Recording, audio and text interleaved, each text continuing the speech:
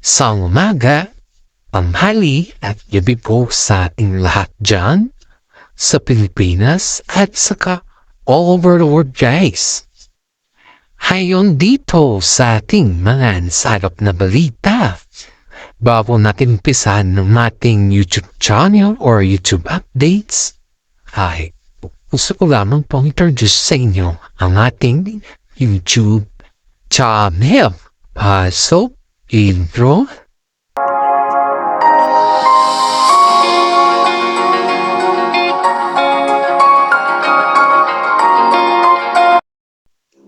Okay, alright.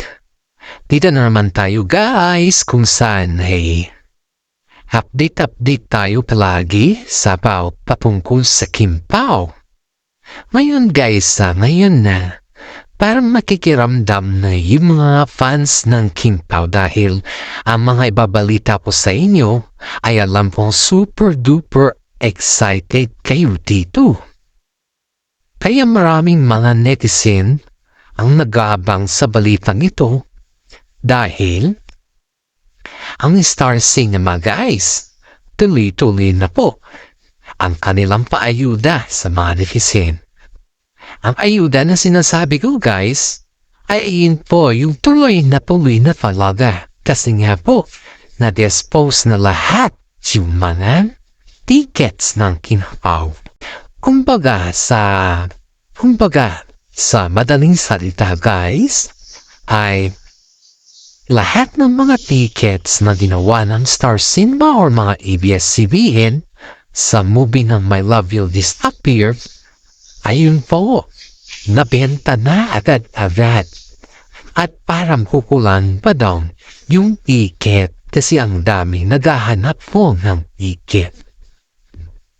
Supposedly guys, sabi daw ng Star Cinema sa production ng My Love Will Disappear is kung ito ay mabenta lahat yung kanilang mga ticket or something which is all of that can buy or they can should you buy, parang ganon, ay alam naman din natin na baka siguro sila na yung magiging highest draws. Kasi nga po guys, ayon dito sa ating legit na sources ay para kasing yung parang ito lang kasi ito yung pansin ng mga netizen din ito guys, ayon din dito sa loob ng showbiz. Diba sila Alden Richard at saka si Catherine Bernard po ay medyo naglaylo yung kanilang showbiz career as of now. Diba pansin niyo po ba yan guys? After yung kanilang shooting na or yung kanilang movie na My Love ay Hello Love Again, doon na po parang kumbaga naglaylo na po yung kanilang career sa showbiz, and then yung acting career nila is naglaylo, and then itong si Alden is parang bumalik sa pag-co-host. Samantala si Catherine nata is parang nag-endorse lang ng something or something products. Parang yun na ata yung pinag-aabalahan ng dalawa sa ngayon. Pero yung acting career ay hindi na po natin parang it's not parang guys kasi ito ay galing sa ating legit na sources. Totoo na naglaylo yung kanilang career. Lagyan lang natin ng parang kasi galing dito sa ating legit na sources Pero ang katunayan guys is totoo na naglaylo daw yung career ng Cats Dayan. Okay, back to topic tayo. Ano guys? Ito guys yung, di ba naglaylo yung career ng Captain after the My Love Will Disappear, after the kanilang movie. And then, there comes a time na tinanong ang King Pao kung ano ba yung susunod na kanilang magiging movie after this My Love Will Disappear nila. You know guys, ang sagot nila ayun dito sa nasagap natin sa loob ng showbiz yesterday on this one guys is kung yung pakiramdam daw ng management na ang makakuha ng highest gross this year is ang mga Kimpaw. Pero dahil pinaglaban daw ng isang direktor ang captain, parang kumbaga pinaglaban kasi daw ang direktor ang captain ay dito daw nila makikita kung ano talaga yung kung ano or saan talaga yung hangganan ng highest cross mo sana yun. Pero ito mga guys, dahil nga po pinaglaban ng isang direktor ang captain at pakiramdam ng mga iba na yun is parang ang captain ng makakakuha sa highest cross. Kaya ang supalpal dito sa captain ay parang kumbaga maglaylo muna sila sa acting career. That's the reason why guys na yung angkat ang Kimpaw as of now is yun na yung priority nila na bibigyan ng mga project. Kasi yung pabor kasi sa kanila pabor sa Kimpaw. Ang dami mga netizen ang nagsasabi na pabor sa Kimpaw yung nangyari na yung biglang hindi na muna mag-movie yung dalawa and then lahat ng kanilang mga gagawin muna is parang malayo muna sa series parang nanon guys. Pero ito tama lang naman na hindi muna sila gumawa ng kanilang movie dahil nga si Alden Richard ay parang naglaylo na din daw kay Catherine ayon dito sa ating legit na sources. Naglaylo siya guys, kumbaga is dumipensa or kumbaga nagdistansya dahil nga sa kaganapan na hatid ng mga iba dito na kung saan ay matikita mo yung katotohanan guys. Kaya yung mga sinasabi nila dito na yung sinasabi nila na hindi totoo yung Catherine or mga very sweetest moments si Catherine, yun pala guys kumbaga si Catherine Bernardo kailangan pala na yung kanyang kalaptin ay sumusumad sa management. Para sa ganun, yung chemistry ay talagang may katotohanan. Pero dahil dito na medyo panay ng ibas daw ni Alden ngayon, ay naahalapan na yung mga iba at yung itong si director or itong sa Star Tinuma dahil ganyan po yung naririnig niya in behalf na pabor naman sa kanila yung ginagawa nila sa Kimpaw ay yun nga po guys, parang instead na bigyan pa ng maraming project ang Catherine ay binigay na po kay Kimpaw. Kaya sa susunod na ngayon guys, kahit man hindi na natin asahan na makuha nila Kimpaw yun nga po ang highest gross, at least may mga project pa rin sila na susundan nito. Ito daw yung nagpapanabigay takas sa mga fans ng Catherine na kung saan ay kahit na makuha nila yung highest gross kung yung pakiramdam daw naman nung dalawa is parang malayo sa katotohanan is useless pa daw saan. Which is tama naman kung sakaling ganun guys kasi kung yung pakiramdam mo na lang yung titignan mo at hindi mo na alam yung ibang tao, di parang sinasabi mo na wala kang karapatan na husgahan or kumbaga is parang wala kang guts or balls na gawin yan kasi nga yun nga mahirap na diba. Kaya ito guys napaka-excited ng mga tao kasi nabenta lahat yung mga ticket ng Kimpaw sa My Love Will Disappear La. Pero ang problema dito guys is humihingi pa daw ng mga fans ng mga another ticket kasi nga parang nakulangan doon sa bininta nila. Parang kulang daw yung ticket. So ibig sabihin guys, baka makukuha nila yung highest gross. Pero ang tanong sa kanila kasi guys, ang tanong pa si dito, ilan ba yung ticket na nabinta? Kasi Ang pinapahluwati kasi ng isang management nito is hindi sila pabor na maging ang highest girls ay ang Kim Pao. Hindi ang captain.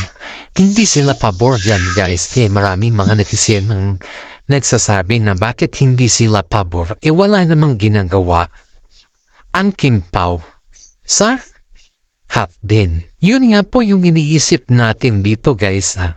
Kumbaga palawatin natin yung ating pag-iisip bilang isang fans o so whatsoever. Bilang isang fans guys ay pabor ako sa yung wala namang ginagawa ang cut din, di ba? Ang Kim Pao sa cut din. Pabor ako na yung kung saan hangganan man yung guys, kung saan hangganan man yung kaya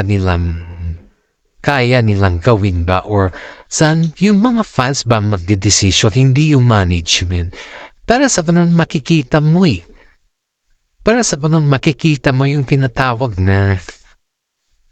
yung tinatawag na ano talaga yung status ng mga fans sa mismo movie na yun. Kasi pag ang management kasi yung nakafocus ka sa management ay ang hirap nun guys. Kumbaga, kung ilan lang yung ticket na gusto ng management, di kontrolado niya pa rin ng fans. Diba? Kaya hindi rin balansi Kaya ang dami nagsasabi na dapat ang mga fans daw ay mag-request sa management na gumawa ng maraming ticket. Kasi nga, ang dami daw naman nag-aabang. At kung pagdating naman sa voting process, siguro sa mga tinatawag natin na highest cost, ay siguro 100% or 99% mananalo doon yung tao. Kaya ito guys ay napansin daw sa loob ng showbiz na pinipilit daw nilang hanggang doon na lang daw yung ticket Kasi ang counting pala dyan guys, sa highest gross na yan, pagdating sa lahat is yung ticket. Kung tutuusin natin ano yung ticket na yan, kung tutuusin natin, ano meron sa ticket na yan? Diba? Kung tutuusin natin, ano meron sa ticket na yan?